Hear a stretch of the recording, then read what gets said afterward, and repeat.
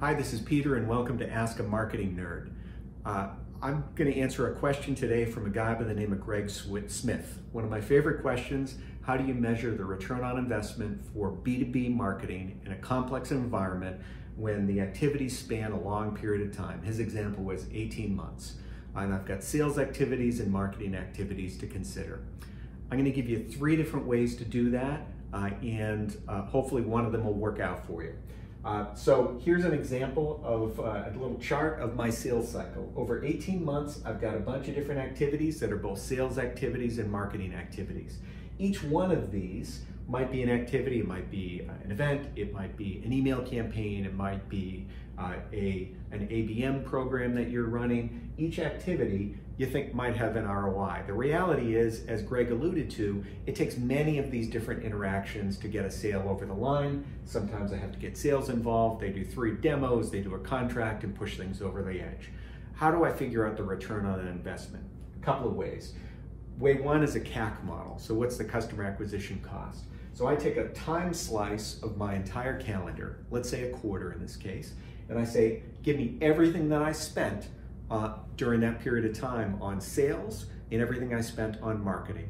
And then I'm going to figure out what's my total return that I got, and I might measure return in this case based on revenue or ARR or profitability. And I want to figure out how many dollars does it take me, how many dollars can I get back from every single dollar of investment in customer acquisition. So that's a customer acquisition cost model. Second model is a campaign model.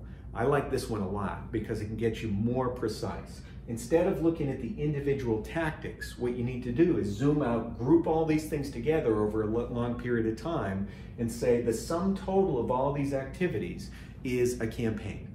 Because the reality is most people are not using the right term when they think of campaigns today. An email campaign is a tactic.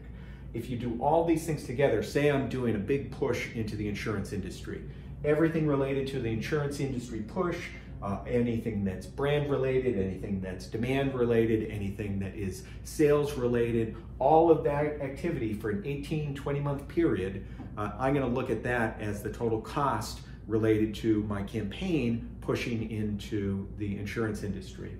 And then of course I look at the total return, every bit of return that related to that campaign. Again, I'm zooming out and looking at it that way.